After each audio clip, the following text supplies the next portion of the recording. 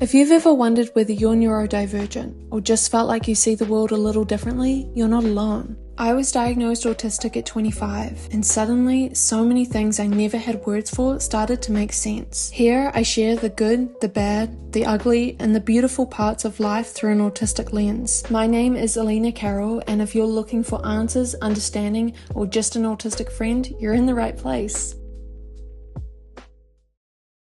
If you're autistic, you might notice this pattern where you're always the one checking in, you're always the one over-explaining yourself, over-apologizing, fixing misunderstandings, or holding the friendships together. And you've probably got to the question, why am I always in this position? Today, I want to talk to you about why autistic people often become the friend who is kind of like the effort person in these friendships. And it's not so much what you're thinking, what your brain may tell you. It's not that you are bad at these friendships. It's not that there is something wrong with you. There are so much more things happening in these situations. Have you ever been in that situation where you're hanging out with someone and you suddenly have this feeling of, why am I always the one who is adjusting myself? You're always the one to give the other person grace. You are always the person who is changing themselves and their routine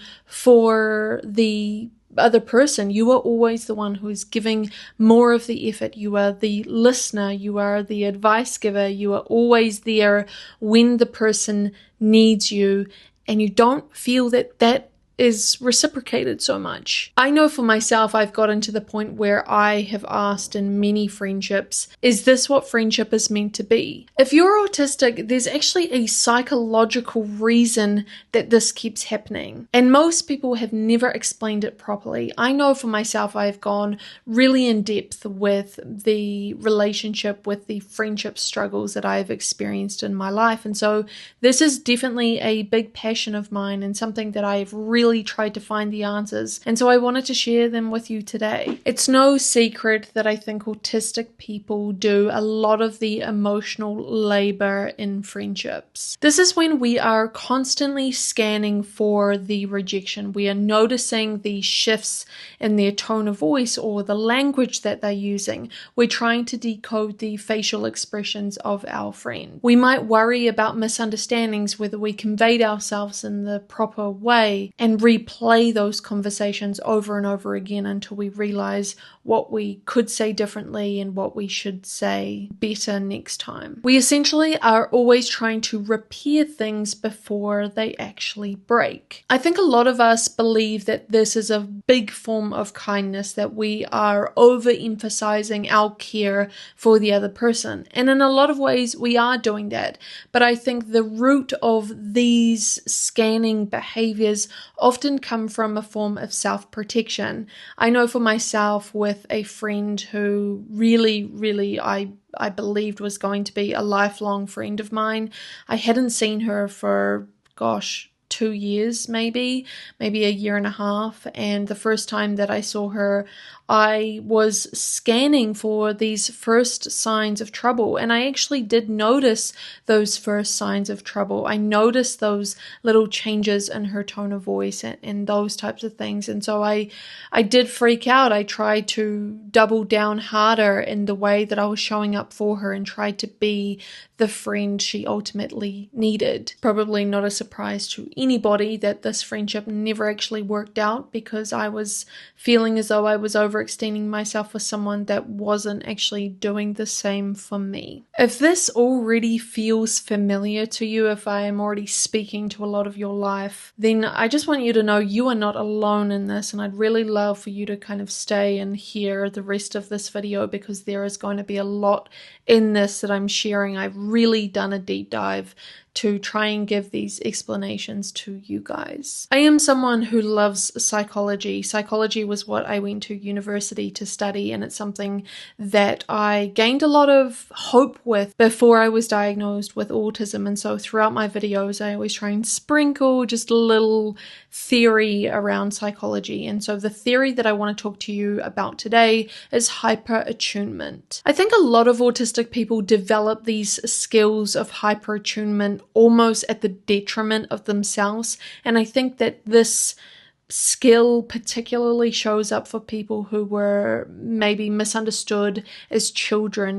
They had to really over-explain their intentions, otherwise people misunderstood them. Maybe you were someone who was corrected socially a lot, whether that be through parents or teachers or maybe even friends. And I definitely relate to this one myself. Maybe you were told that you were too much, you were too sensitive, you were not enough in a lot of ways and too much in a whole lot of other ways. I think if you are somebody that struggles with this hyper-attunement, then you definitely learnt that in order for your nervous system to feel safe, in order for your brain to feel safe, then you must monitor people. And I just want to say, I don't think it's necessarily about you being insecure in these friendships. I think it's that your brain has learnt that relationships do require this vigilance. And I do think that it does make sense. If you are somebody that, as I said, was corrected a lot of the time. So here is why friendships and this effort that you're putting in often feels one-sided. I think a lot of neurotypical friendships definitely rely on this indirect, unspoken rules communication. It's not explicitly stated that you're wanting something. You are just meant to know that the other person wants these things, whether that is constant communication. And so that does, I think, get very, very confusing for us because we are very direct. I don't think a lot of us get access quite the same to those buffers that neurotypical friendships usually rely on. And so because we may second guess ourselves and the requirements that are needed within a friendship, we may then believe that we need to over reassure a person. We need to over communicate and have this flexibility in order to cover all our bases. In case we're missing something, we will overcompensate. I think the biggest thing that I want to say here is when the rules are feeling very unclear, that's when our effort really does replace that safety. It's almost like we are trying to find that safety by overextending ourselves in a way that most friendships don't do. I don't know about you guys, but I really resonate with being the nice friend. I am always the understanding friend, and I think that this is something that I developed because it probably did come through a mask. I have shared in other videos about my need to mask within my friendships. I think when I first become friends with somebody, there is this belief in myself that who I actually am isn't going to be accepted, and I know that the masked version of me is going to be accepted far more, and so that's often the version of me that I first present. And then over time, as I learn to feel safe and trust the person, the mask comes off, the other person doesn't know who this version is, and they often distance themselves from me. And that's when I start becoming hyper-attuned, especially if I know that I'm taking that mask off. It feels extra dangerous, and I am scanning for any signs of the rejection. Maybe you also relate to being the nice friend, the over-accommodating friend. I think many autistic people have become the understanding friend, the one to be the listener in all times of stress for the other person. Maybe being the patient one, or the one that doesn't get angry. You don't actually have any other emotions other than happiness as far as that other person believes. I do believe that a lot of us may believe that if we have fallen into these roles within our friendships, then it must mean that we have no boundaries. But I think if you are autistic or late diagnosed autistic in particular, then you may have learned, like myself, that any kind of conflict historically has cost you the belonging feeling within friendships. And so you do everything you can in order to avoid that conflict. But because you are fearing so greatly the loss of belonging or the loss of a friendship, it means that there does create kind of this power imbalance within friendships. It might be a very, very subtle imbalance as well, where you are the one who is adapting and they stay very, very comfortable. They might not necessarily believe that there is that imbalance because they don't see how hard you are working, but you might feel that this friendship is only surviving through you bending yourself in all these positions and roles just to fulfill the friendship. This is usually the part that I realize this is a pattern within my friendships, and it isn't just this one friendship I'm doing it in. It's many of them I have done this in. Ultimately, what I know to be true is this type of effort doesn't actually lead to the closeness that we might think it does. It often just leads to burnout, which I have spoken about before. Effort without this reciprocity doesn't create the intimacy that we're wanting. It is ultimately just creating exhaustion, resentment, self-doubt. There are so many things that we can feel. And often I think when those friendships ultimately fail because we can't sustain them, then we just feel like, what's the point in having a friend if I'm having to overextend myself to this degree just to feel accepted, and then it doesn't work out anyway. I think a lot of us might feel the doubt of, if I just explained myself better, then they might have understood me a bit more and there might have been this closeness, but it was never down to what you were or were not doing. It was more so about this power imbalance that you didn't actually realize perhaps was there. A concept that I don't know if you guys have heard about is relational safety. And I think that we think about relational safety in terms of our family dynamics. If we grew up in a safe or an unsafe household, or, the safety within a relationship. I don't think a lot of us consider relational safety in friendships. And if we do look at this in friendships, I think the biggest question that a lot of us ask is, how do I stop being the one who tries harder without losing everyone? Now, I just want to say, I think that the effort and the loyalty and the attention to detail that you bring in your friendships is a very, very beautiful thing. So I don't think that the solution is actually trying less, because I think relationships of any kind do require work and do require consideration, which is what you are bringing. I think it's more so about noticing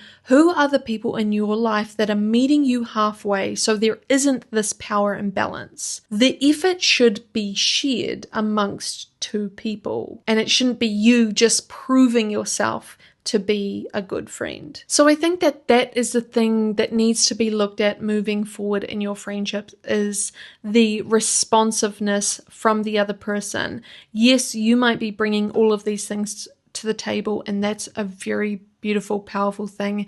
But what are they bringing to the table that creates this level of safety that you deserve? Again, I just want to really overemphasize that it is not that you are bad at friendships. It is not that you are unlovable or that you don't deserve to have a connection, because every single person on earth deserves a connection. We are human beings. We are social creatures by nature, and you do deserve it. But I think the difference here is because of your neurodivergent brain, and perhaps down to the experiences you have had, whether that is being late diagnosed or bullied for your neurodivergence, you have learned to overfunction in these friendships. Because the fact of the matter is, real, true, loving, safe feeling friendships don't require this constant translation of, who I am and who you are, and over apologizing for what I did or what I didn't do. You don't have to erase yourself in order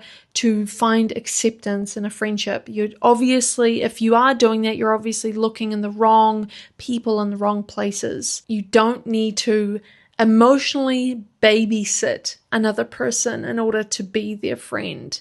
You can find this equalness within the dynamic. And just remember that the right people won't need you to disappear in order for them to stay. If you are feeling this incredible, great burnout from the failure of friendships, from the constant cycle of beginning a friendship and then the ultimate breakdown, I have made a video around this that kind of explains that more in depth, which I will link down below. I also talk more in depth around the dynamic in female friendships, so those videos will also be linked down below for you to gain a little bit more insight into. If you've noticed these patterns in your own friendships and relationships, please feel free to leave a comment down below. I know it makes myself and a lot of people who are also reading the comment section feel a little less alone. Thank you guys so much for watching this video today. I appreciate you so much, and I'll talk to you in my next video.